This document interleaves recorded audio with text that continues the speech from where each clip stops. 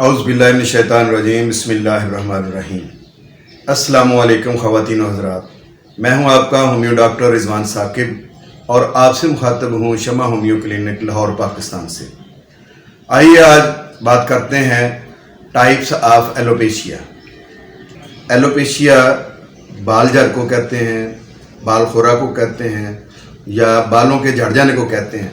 ये एक medical term है जिसको हम आम इंग्लिश में बाल्डनेस कहते हैं। बाल्डनेस से मुराद यह है कि गंजापन, यानी बालों का ना होना, बालों का गिर जाना, बालों का झड़ जाना, इसको हम बाल्डनेस कहते हैं। लेकिन एलोपेशिया इसकी एक मेडिकल टर्म है और इसकी बेशुमार अक़साम है, 20 अक़साम है इसकी। बालों के झड़ने की, बालों के दो शाखा होकर गिर जाने की, बालों के कबल अज़ वक्त सफ़ेद होकर गिर जाने की, जिससे गंजापन पैदा हो जाता है। ये मुख्तलिफ होता है, मेल में एंड्रोजन की हार्मोन्स की प्रॉब्लम से भी होता है, औरतों में भी हार्मोन्स की प्रॉब्लम से होता है। लेकिन एलोपेशिया या बाल्डनेस की एक किस्म है जिसको एलोपेशिया अरेटा कहते हैं। एलोपेशिया अरेटा बालों की ऐसी किस्म है कि जिसमें बाल पैचेस की सूरत में जैसे गिर जाते हैं, जैसे एक कॉइन होता है, सिक्का होता है, कि सिक्के की तरह गोल दायरे की शक्ल में बिल्कुल उतर जाते हैं और वहाँ पे बाल नाम की कोई चीज़ नहीं रहती, वो यहाँ तक के रुएं भी नज़र नहीं आते हैं बालों के। तो ऐसी सूरत को हम कहते हैं एलोपेशिया अरेटा। अब एलोपेशिया अरेटा की 3 टाइप्स हैं जो सबसे ज़्यादा मेन टाइप्स हैं। ये एलोपेशिया अरेटा की पहली जो किस्म है उसको हम कहते हैं एलोपेशिया अरेटा पैची, यानी जो पैचेस में उतरते हैं बाल, जो गोल दायरे की शक्ल में उतरे होते हैं बाल, उनको हम एलोपेशिया अरेटा पैची कहते हैं। और दूसरी किस्म जो है उसको हम कहते हैं एलोपेशिया टोटैलिस, यानी पूरे जो सर के बाल, पूरी खोपड़ी के बाल जो है मुकम्मल जो उतर जाते हैं। ये जो भवें हैं, पलकें हैं, इनके बाल भी उतर जाते हैं, तो इसको कहते हैं एलोपेशिया टोटैलिस। और इससे अगली किस्म है, जो तीसरी किस्म और आखिरी किस्म जिसको हम कहेंगे, वो है एलोपेशिया यूनिवर्सैलिस। एलोपेशिया यूनिवर्सैलिस में जो बाल जो है वो पूरी बॉडी से उतर जाते हैं, पूरे जिस्म के ऊपर किसी जगह पर कोई बाल नहीं होता है। और ये किस्म बहुत कम है। वैसे तो एलोपेशिया अरेटा की तकरीबन 100 में से 5 से 6 अफराद जो है इस मर्ज में मुब्तला होते हैं।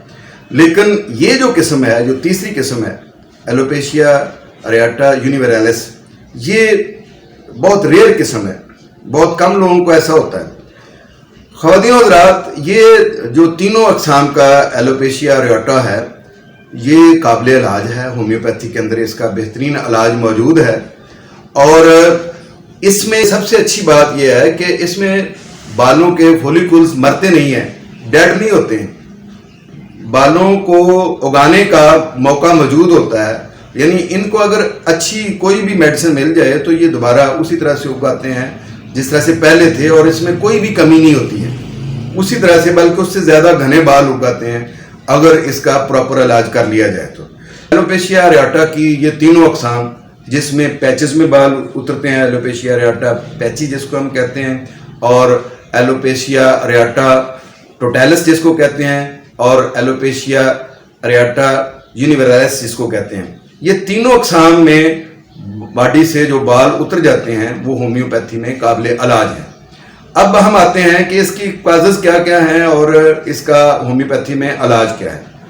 काजेज़ में तो ये है कि ये एक ऑटोइम्यून डिजीज़ है, और ज़्यादातर जो ऐसे लोग जिनको पहले कोई ऑटोइम्यून डिजीज़ मौजूद है उनको ये डिजीज़ होने का ज़्यादा खदशा होता है। मसलन जिन लोगों के पहले से फुलबेरी है, वाइटलिगो है, या जिनको आर्थराइटिस है पहले से, या जिनको कोई थायराइड का प्रॉब्लम है, और इसी तरह की कोई भी ऑटोइम्यून डिजीज़ जो है वो पहले से मौजूद है जिस्म के अंदर, बॉडी के अंदर, तो उनको ये मर्ज जो है वो ज़्यादा लगने के खदशात होते हैं।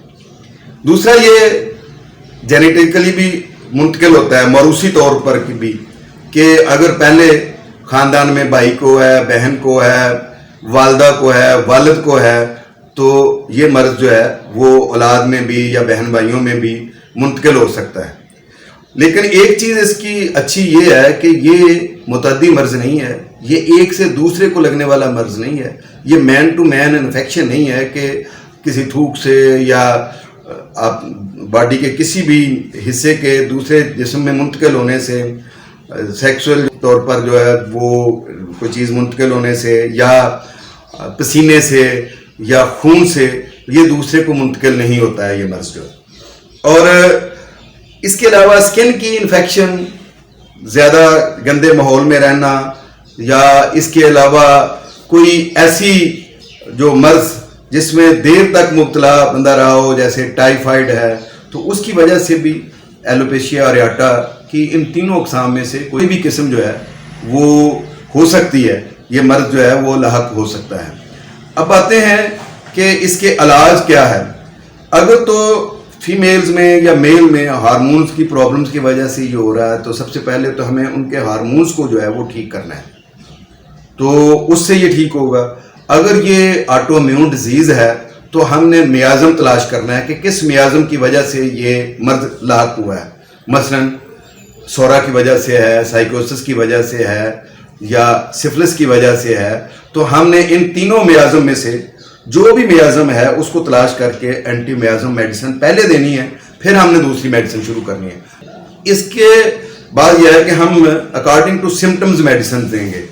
इसके बनाने के लिए तेल जो है, मैं पहले भी बड़ी अक्सर जगहों पे आप जिक्र कर चुका हूँ कि एलोपेशिया अरियाटा का जो सर के बालों के झड़ जाने या गंजापन के लिए जो बेहतरीन तेल है वो उसमें आर्निका मदर टेंचर मिलाएं, उसमें आप जैबोरंडी मदर टेंचर मिलाएं, उसके अंदर आप चाइना मदर टेंचर मिलाएं और ये तीनों मदर टेंचर मिलाकर इनको कोकोनट ऑयल के अंदर मिक्स कर दें। एक हिस्सा जो है वो सारी ये मेडिसिन हो और 9 हिस्से कोकोनट ऑयल हो और इसको खुश्क बालों के अंदर रात सोते वक्त लगाएं, बालों की जड़ों में और जहाँ से बाल उतर गए हुए हैं वहाँ लगाएं, तो अल्लाह के फजल से बाल जल्दी आना शुरू हो जाते हैं। बाकी रही बात कि इसके लिए मेडिसिन कौन कौन सी हों, अकॉर्डिंग टू सिम्टम्स मेडिसिन दी जाती हैं।